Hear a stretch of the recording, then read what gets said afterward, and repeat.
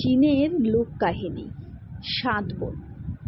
দুনিয়ার যত সব দেশ আছে, চীন হলো আয়তনের দিক থেকে তাদের মধ্যে অন্যতম বড় দেশ। আবার সবচেয়ে বেশি লোক বাস করে এই দেশে। চীন দেশের লোককাহিনীগুলো খুব সুন্দর। এদেশে রয়েছে নানা ক্ষুদ্র ক্ষুদ্র জাতি। প্রায় সব জাতিরই রয়েছে নানা রকম লোককাহিনী। সবসময় আকাশে চাঁদ ওঠে। হঠাৎ একদিন চাঁদ উঠল না। অনেক দিন আগের ঘটনা এটি। অথচ সে রাতে আকাশ ভরা তারা ঝিকিমিকি করছিল। আহার জোগাড় করতে ৭টা নেকড়ে বাঘ নিজেদের আকার বদলে ৭ জন যুবকের রূপ ধরে পাহাড়ের নিচে নেমে গেল। অল্প দূরেই একটি বাড়িতে থাকত ৭টি কুমারী মেয়ে। তারা প্রায় সারাদিনই ঘরে বসে বসে সুতো কাটত। তাদের বাড়ির দরজায় এক ফুটো দিয়ে ৭টি নেকড়ে ৭ বোনকে দেখল। ভেতরে ঢুকে মেয়ে কটাকে খেয়ে ফেলার জন্য নেকড়ে বাঘগুলো দরজায় ঘা দিতে লাগলো। দরজায় সেই ফুটো দিয়েই ৭ বোন বাইরের ৭ জন অচেনা যুবককে দেখে অবাক হয়ে গেল। দরজা খোলার সাহস পেল না। মেয়েরা দরজা খুলছে না দেখে নেকড়ে বাঘগুলো বলল, আমাদের ভীষণ খিদে পেয়েছে। আমাদের একটা গরু হারিয়ে গিয়েছে। গরু খুঁজতে খুঁজতে অন্ধকারে আমরা নিজেরাই পথ হারিয়েছি। আমরা কি আপনাদের বাড়িতে রাতটা কাটাতে পারি?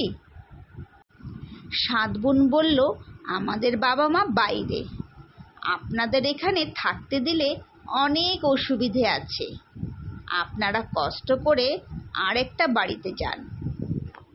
নেকড়ে বাঘগুলো বলল, তাহলে আমরা আপনাদের বাড়িতে রাত কাটাতে চাই না, কিন্তু একটু বিশ্রাম না করতে পারলে তো আমাদের চলার সাধ্য নেই। আমরা এখানে শুধু একটু বিশ্রাম নেব, কেমন? কোনো উপায় না দেখে ৭ বোন দরজা খুলল। অতিথিদের বসার জন্য ৭ বোন চেয়ার এগিয়ে দিল। অতিথিরা চেয়ারে বসার সময় বড় বোনের চোখে চোখ পড়ল। অতিথিদের প্রত্যেকেরই পেছন দিকে একটা করে লেজ গুটানো আছে। তা দেখে বড় বোন ভীষণ ভয় পেয়ে কাউকে কিছু না বলে পেছনের দরজা দিয়ে পালিয়ে গেল। অতিথিয়তা করে অতিথিদের হাতে একটা করে পানির গ্লাস দেওয়ার সময় মেজ বোন দেখল প্রত্যেক অতিথির হাতে কালো কালো ঘন লোম। ভয়ে আর টু শব্দটি না করে সেও পেছনের দরজা দিয়ে পালিয়ে গেল। অতিথিরা যাতে পা ধুতে পারে সেজন্য সেজ বোন একটা গামলায় পানি ঢালতে ঢালতে হঠাৎ দেখল অতিথিদের পায়ে ঘন কালো কালো লোম। আঁতকে শিউরে উঠে সেজ বোনও পেছনের দরজা দিয়ে পালিয়ে গেল। ৪ নম্বর বোন অতিথিদের কতগুলো চালের পিঠা খেতে দিল। অতিথিরা পিঠা নেয়ার সময়ে সে দেখল অতিথিদের হাতের ছুঁচালো নখে পিঠাগুলিতে প্যাঁচটা করে ছ্যাঁদা হয়ে যাচ্ছে। ভয়ে তার শরীর অবশ হয়ে গেল। তার হাতের পিঠাগুলো মাটিতে পড়ে গেল। তার অবস্থা দেখে নেকড়েগুলো পা ধোয়া, পানি খাওয়া, পিঠা খাওয়া থামিয়ে উঠে দাঁড়িয়ে জিজ্ঞেস করলো, ব্যাপার কি? কি হলো? ৪ নম্বর বোন আতঙ্কে চিৎকার করে ছুটে পালিয়ে যেতে চাইল, কিন্তু ভয়ে তার গলা থেকে কোনো স্বর বেরোলো না। তার পা দুটো যেন শক্ত হয়ে পড়ল। কোনো উপায় না দেখে সে চুপচাপ পিঠাগুলো মাটি থেকে কুড়িয়ে এক পাশে বসে আবার সুতো কাটতে শুরু করে দিল। বাইরে তার চালচলন স্বাভাবিক দেখে ৭টি নেকড়ে আবার বসে খেতে শুরু করল। ৪ নম্বর বোন তার ছোট ৩টে বোনকে বলল, যারা এসেছে তারা মানুষ নয়, নেকড়ে। মানুষ খাওয়ার জন্য ওরা মানুষের রূপ ধরেছে। এখন এর একটা বিহিত করতে না পারলে ওরা আমাদের মেরে খেয়ে ফেলবে। এ কথা শুনে ছোট্ট বোন তিনটে নিদারুণ ভয়ে চাপা সুরে কাঁদতে শুরু করলো। পাছে নেকড়েগুলো শুনে এই ভয়ে জোরে কাঁদতেও সাহস পেল না। সবচেয়ে ছোট বোন অর্থাৎ 7 নম্বর বোন 6 নম্বর বোনকে বলল, তুমি আমার বড়, তুমি আমাকে বাঁচবার একটা উপায় ঠাউরাও। 6 নম্বর বোন 5 নম্বর বোনকে বলল, তুমি আমার বড়, আমাকে নেকড়ে বাঘের কবল থেকে বাঁচানো তোমার দায়। 5 নম্বর বোন কিছুক্ষণ হতভম্ব হয়ে থেকে শেষ পর্যন্ত 4 নম্বর বোনকে বলল, আমাদের 4 বোনের মধ্যে তুমিই বড়, তোমার উচিত একটা উপায় বের করে আমাদের সবাইকে বাঁচানো। কিন্তু 4 নম্বর বোন ভালোভাবেই বুঝতে পেরেছিল নেকড়ে বাঘদের সামনে থেকে 4 বোনের পালানো খুবই কঠিন। সে ছোট বোন তিনটিকে বলল, আমাদের বড় 3 বোন বিপদের সামনে শুধু নিজের কথা চিন্তা করে চুপ করে পালিয়ে গেল। এখন নেকড়ে বাঘদের কবল থেকে আমাদের বাঁচতে হলে আমাদের নিজেদেরই একটা মতলব বের করতে হবে, নইলে আর রক্ষা নেই। 4 নম্বর বোনের কথায় ছোট 3 বোন সায় দিল। 4 বোন ওই বসে বসে সুতো কাটবার ছলে ফিসফিস করে পরামর্শ করতে লাগলো। 4টে চরকার বনবন শব্দের ধরন ক্রমে ক্রমে বদলে গেল।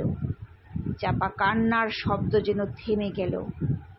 মাথা ঘামিয়ে 4 বোন একটা চমৎকার মতলব বের করলো। একটু পরে 4 নম্বর বোন উঠে দাঁড়িয়ে নেকড়ে বাঘদের বলল, আমাদের ভীষণ ঘুম পেয়েছে, আপনাদের কি খাওয়া শেষ হয়নি? নেকড়েগুলো বলল, বেশি রাত তো হয়নি, তাছাড়া তোমাদের বড় 3 বোন এখনো ফিরে আসেনি, তোমরা বরং আগুনের কাছে এসে বসো, গা গরম হবে। 4 নম্বর বোন রাজি হওয়ার ভান করে বলল, তাই ভালো, শুতে যাওয়ার আগে একটু আগুন পুইয়ে নিই, তবে আগুনটা তো আরো চাঙ্গা করা দরকার, আমি বরং উপরতলা থেকে আরো কিছু কাঠ নিয়ে আসি, কেমন? এ কথায় নেকড়ে বাঘগুলোর কোনো সন্দেহ হলো না। 4 নম্বর বোন ঘর থেকে বেরিয়ে কাঠের সরু সিঁড়ি বেয়ে উপরে উঠল। একটু পর উপরতলা থেকে সে তার ছোট্ট বোন তিনটিকে ডেকে বলল, আমি একা এত কাঠ বয়ে আনতে পারছি না, তোমরা তাড়াতাড়ি এসো, তোমরাও কিছু কাঠ বয়ে নিয়ে যাবে। এ কথা ছোট বোন তিনটিও সে ঘর থেকে বেরিয়ে উপরতলায় উঠল। নিচে 7টা নেকড়ে বাঘ পিঠা খেতে বসে আগুন পোহাতে অপেক্ষা করতে লাগলো কখন 4 বোন কাঠ নিয়ে ফিরবে। বহুক্ষণ কাটলো, তবু 4 বোনের উপর থেকে ফেরার নাম নেই। শেষে নেকড়েগুলোর আর ধৈর্য রইল না।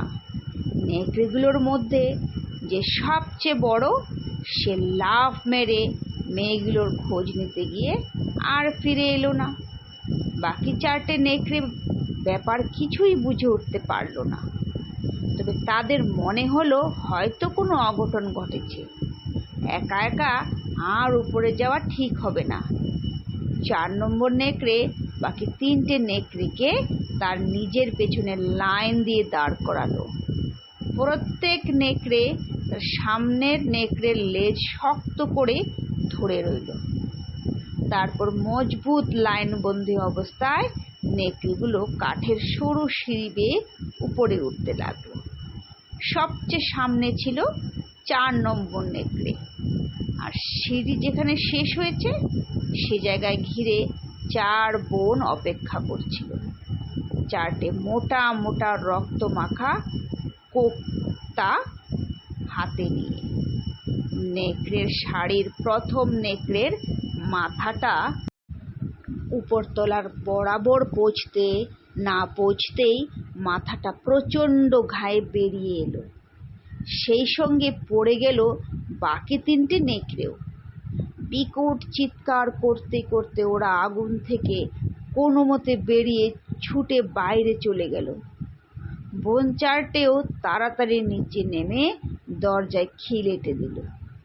ওদের খিল আটতে দেখে নেকড়ে 3টে বুঝতে পারল 4 বোন ফন্দি করে ওদের এই হাল করেছে আর আগের 4টে নেকড়েকে খতম করেছে। এটা বুঝতে পারা মাত্র নেকড়ে 3টে ক্ষেপে গেল।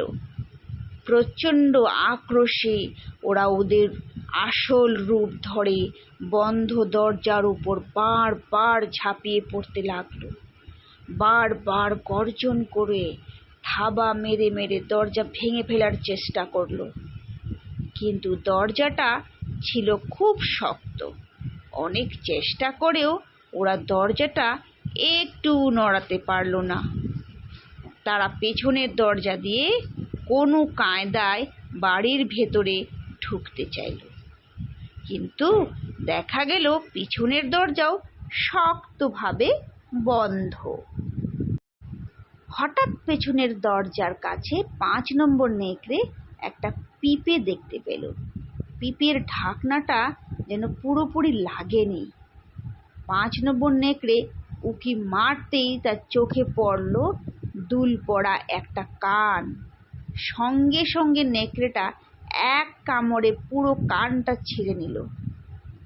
ওদিকে 6 নম্বর নেকড়ে ঘোরাঘুরি করতে করতে দেখতে পেল মাথার উপর একটা গাছের ডাল থেকে কার যেন একটা পা ঝুলছে। নেকড়েটা লাফ দিয়ে উঠে এক কামড়ে সে পায়ের একটা আঙুল ছিঁড়ে নিল। পাটা ছিল মেজ বোনের। সে পালিয়ে এসে গাছে উঠে লুকিয়েছিল, কিন্তু একা একা ভয়ে সে স্থির থাকতে পারছিল না। তাতেই নেকড়ে বাঘটা তার পা দেখতে পেয়েছিল। তাড়াতাড়ি পা গুটিয়ে নিতে পারার আগেই নেকড়েটা তার পায়ের আঙুল কামড়ে ছিঁড়ে নিয়েছিল। 7 নম্বর নেকড়েও অনবরত গোঁ গোঁ করতে করতে ছোটাছুটি করছিল। হঠাৎ তার চোখে পড়ল এক ঘন ঝোপের ভেতর থেকে কার যেন পেছনের অংশ বেরিয়ে রয়েছে। অমনি নেকড়েটা ঝাঁপিয়ে পড়ে সে পেছনের অংশ থেকে এক কামড় মাংস ছিঁড়ে নিল। আসলে সেজ বোনটা একা একা পালিয়ে এসে ঝোপের মধ্যে গা ঢাকা দিয়ে উবু হয়ে বসেছিল। উট পাখির মতোই সে বুঝতে পারেনি যে তার পেছনের অংশ বেরিয়ে রয়েছে। ফলে নেকড়ে গ্রাসে তার বেশ খানিকটা মাংস চলে গেল।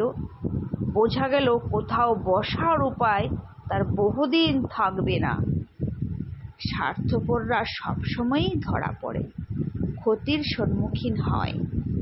এখানে তাই ঘটল। বড় বোন, মেজ বোন, সেজ বোন শুধু তাদের ভীরুতার জন্য নয়, তাদের স্বার্থপরতার জন্য ক্ষতিগ্রস্ত হলো।